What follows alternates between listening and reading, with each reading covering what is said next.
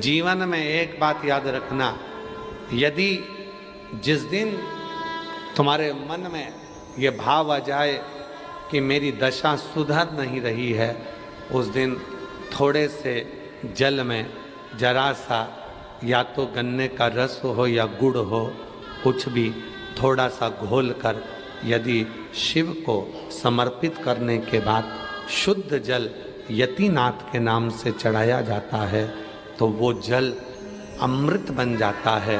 और कहते हैं उस घर का दुख यतिनाथ जी 20 दिन के अंदर समाप्त कर देते हैं। वो यतिनाथ के नाम में इतना बल होता है, वो साधारण नाम नहीं है यतिनाथ।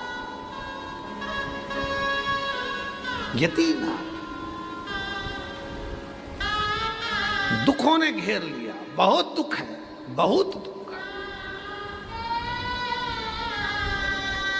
केवल हम आपको नहीं बताते कि ऐसा करने से ऐसा होगा, उसका अनुभव हम खुद भी करते हैं। जब हम सीहोर रहते हैं या कहीं पर भी रहते हैं, उसका स्मरण कर कर हम उसका साधना करना प्रारंभ कर देते हैं। जब लगता है कि दुखी हैं, भीतर से लगता है कि कोई तकलीफ है, तब यतिनाथ का नाम लेकर गुड़ का पानी घोलकर शिव जी को थोड़ा सा समर्पित कर देते हैं। पूरा दुख, पूरा कष्ट क्षण भर में समाप्त हो जाता है, चेहरे पे फिर वही प्रसन्नता आ जाती है। यतिनाथ, बस उससे मिलन की आस।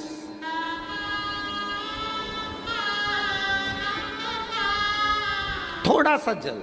अब आजकल के लोग क्या करते हैं, वो उसको पूरी बात सुनते नहीं है और वो क्या करते हैं कि लोटा भरकर जल घोल लिया, उसमें इतना सारा गुड़ घोल लिया, पूरा चढ़ा दिया। ना ना ना, इतना सा कटोरी में जल हो, थोड़ा सा तिनका मात्र का गुड़ हो, घुल गया, चढ़ा दिया।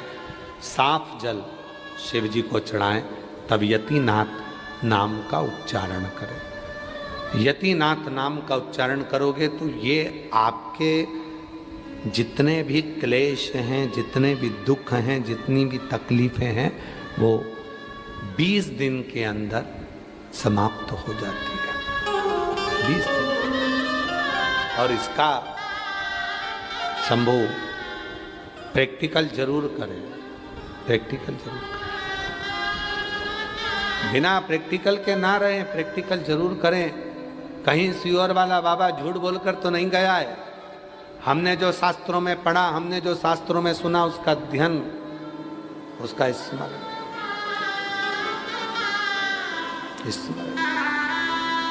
कौन सा नाम है? जम के बोलो, यतिनाथ। ये यतिनाथ नाम का उच्चारण ही सुख दे देता है।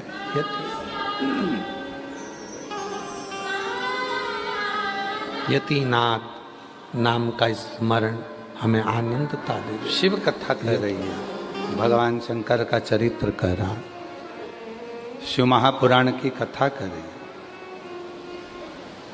शंकुकर्ण को प्रेत दिखा नहीं, प्रेत नजर नहीं आया शंकुकर्ण को, प्रेत नजर नहीं आया शंकुकर्ण को। वो तो अपनी रोज की जो दिनचर्या थी, रोज बाबा के दर्शन करना, कपारदेश्वर महादेव के मंदिर में जाना, जल चढ़ाना, प्रार्थना करना, निवेदन करना, विनय करना।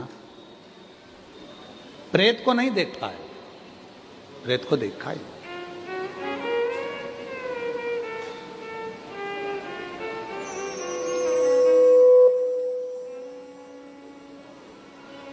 अब रोज शंकुकर्ण ब्राह्मण रोज मंदिर जाते, रोज आते।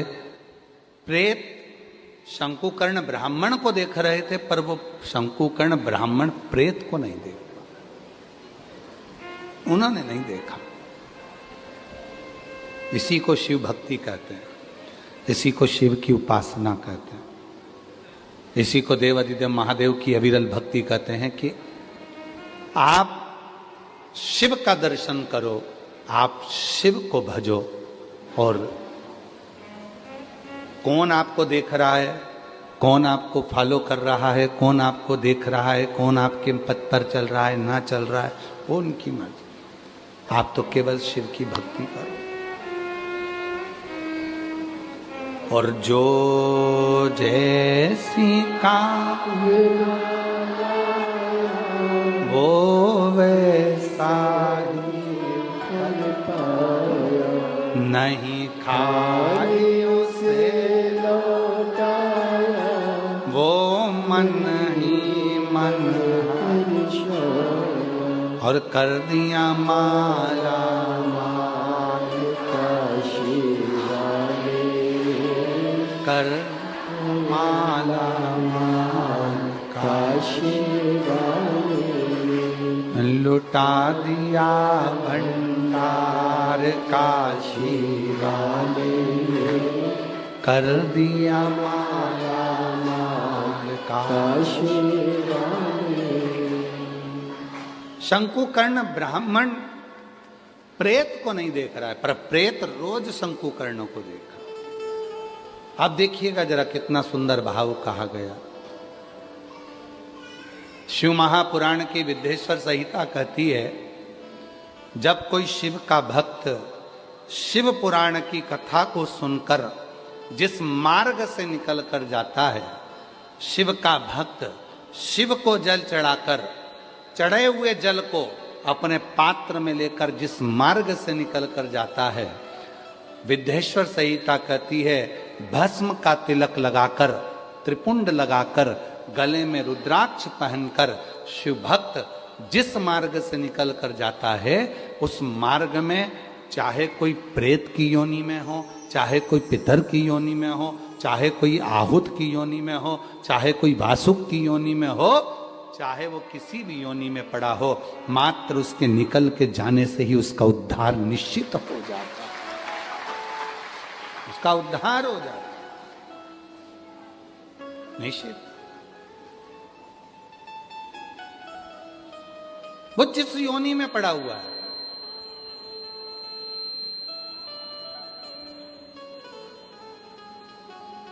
अरे किसी ने कितना अच्छा लिखा, एक पुस्तिका में हमने पढ़ा था कि भगवान भोलेनाथ जी से एक भगत प्रार्थना करता है, अगर बनाना कुत्ता तो काशी का बना देना, अगर कुत्ता भी बनाना तो काशी का बना देना।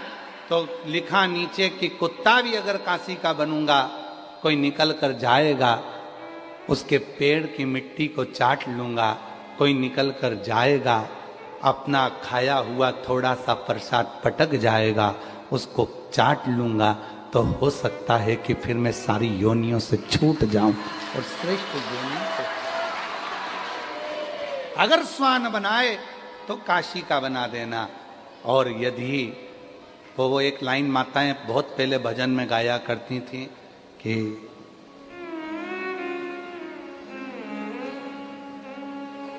हमारा घर भी काशी में बना देते तो क्या होता, हमें भी काशी में बुला लेते तो क्या होता।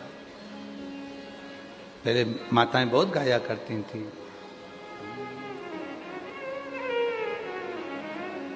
विश्वनाथ हमारा घर भी काशी में बना देते तो क्या होता। विश्वनाथ हमारा घर भी काशी में बना देते तो क्या होता। हमें भी काशी नगरी में बुला लेते तो क्या होता। हमें भी काशी नगरी में बुला लेते तो क्या होता। सुना है आपने शंभू माँ गंगा को तारा है। सुना है आपने शंभू माँ गंगा को तारा है। हमें भी गंगा की डुबकी लगा देते तो क्या होता, हमें भी गंगा की डुबकी लगा देते तो क्या होता। विश्वनाथ हमारा घर भी काशी में बना देते तो क्या होता। बाबा यदि हमारा घर भी काशी में बन जाता तो क्या, ये कृपा नहीं तो क्या है। तो विदेश्वर संहिता शिव महापुराण की कथी है, कोई कथा सुनकर जा रहा है तो भी उद्धार है, कोई शिवजी पे चढ़े हुए जल को लेकर आ रहा है तो भी उद्धार है, तो भी उद्धार। अभी महाराज जी बता रहे थे, श्री कांत मिश्रा जी अर्चक श्री काशी विश्वनाथ मंदिर से, कि बाबा को रात्रि को जो माला पहनाई थी वो माला यहाँ बाबा के भाव से लेकर आ। अब जब काशी से विश्वनाथ जी के मंदिर से अगर फूल की माला चलकर आ रही होगी और वो माला झोले में बैग में जब चलकर आ रही होगी, जिस रास्ते से निकल कर आ रही होगी, उस मार्ग के जितने जितने जीव होंगे उनका तो कल्याण अपने आप हो रहा होगा।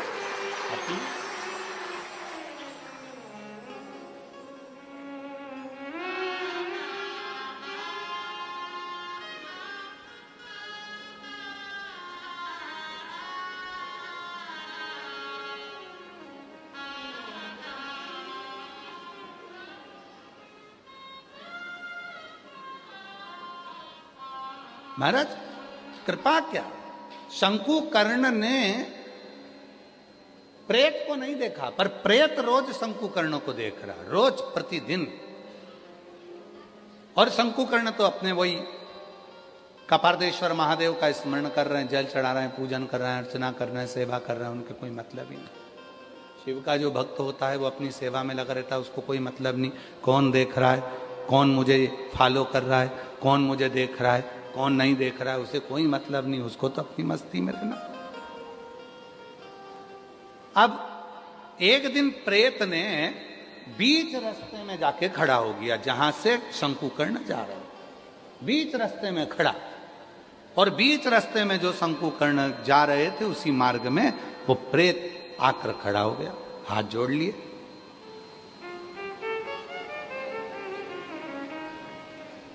शंकुकर्ण ने देखा कोई बैठा है। अब भूत की बात कौन सुन सकता है? आप लोगों में से कोई है जो प्रेत बोलता हो और तुम सुनते हो, भूत बोलता हो और तुम सुनते हो? कहीं का डाकनी पिशाचनी चुड़ैल बोलती हो और तुम सुनते हो? बहुत कठिन है, कोई नहीं सुनता। फिर लिखा स्कंद पुराण के काशी खंड में कि शंकुकर्ण ने प्रेत की वाणी कैसे सुन ली। शंकुकर्ण ने प्रेत की वाणी कैसे सुनी, तो उसका वर्णन आता है स्कंद पुराण का काशी खंड कहता है कि जब मस्तक पर भस्म लगी हो, त्रिपुंड लगा हो, गले में रुद्राक्ष पड़ा हो, मुख में शिव नाम हो और हाथ में शिव का चढ़ा हुआ जल हो, तो प्रेत भूत पिशाच नाग गंधर्व किन्नर सबके दिल की बात अपने दिल में आकर विराजमान हो जाती है, अपने आप वो भीतर प्रवेश कर जाता अपने। और शंकुकर्ण ने कहा, प्रेत मैं जान गया तुम्हें मुक्ति चाहिए, तुम कौन हो, अब तुम्हें अपनी वाणी से कहना पड़ेगा। पर प्रेत कैसे बोलता? तो शंकुकर्ण ने जो कपार्देश्वर महादेव को जल चढ़ाया था, जो जल लेकर आया था, वही जल प्रेत को छीट दिया। छीटते से ही प्रेत अपने स्वरूप में आ गया। बड़े बड़े दंत थे, बड़े बड़े दंत, शरीर बड़ा विकराल था। और उसने कहा, मैं पूर्व समय में इसी काशीपुरी का निवासी था, काशी में ही मेरा निवास था, पर मेरे दरवाजे पर कभी मैंने जिंदगी में किसी को पानी नहीं पिलाया, कभी मैंने भोजन नहीं कराया। मेरी जीजियों मेरे जीजाओं, मेरी बेटियों, मेरे बेटाओं, मेरे बुजुर्ग माँ बाप, याद रखना शिव महापुराण की विद्येश्वर संहिता में एक बात लिखी है कि शिव के भक्त का मात्र मुख झूठा कराने पर भी हमारे जीवन के सारे दुख समाप्त हो जाते।